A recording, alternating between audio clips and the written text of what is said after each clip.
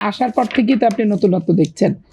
তরুণ হচ্ছে মন্ত্রী পরিষদ প্রথমত, দ্বিতীয়ত এই যে পুলিশি প্রোটেকশন, তারপর রাস্তাঘাটে মন্ত্রী মিনিস্টার গেলে তাদের গাড়িতে আগে মানুষকে সবাইকে ট্রাফিক জ্যামের ভিতর ফেলে রেখে তাদেরকে হচ্ছে রাস্তা পার করে দিতে হবে।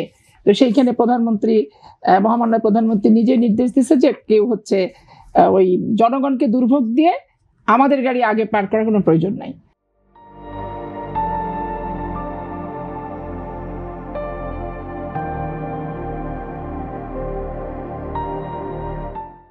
তারপরে উনি পায়ে হেঁটে, যেখানে জ্যাম দেখছেন, পায়ে হেঁটে পার্শ্ববর্তী বিল্ডিং এ চলে যাচ্ছেন।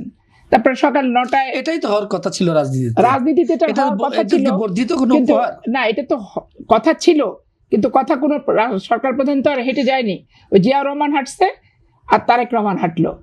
সরকার প্রধান স্বাভাবিক গতিতে চলবেন, এটাই তো আর কি গণতন্ত্রের বিউটি। এইটা গণতন্ত্রের বিউটিটা যখন ছিল না, তো যে বিউটিটা আনছে, তো সেটাকে বিউটিটাকে প্রকৃত বিউটি বলতে হবে আপনাকে।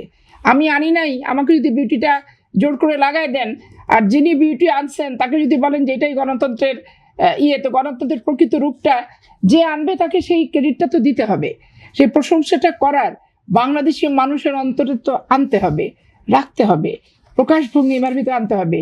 শুধু বিরোধিতার খাতিরে বিরোধিতা করলে তো হবে না।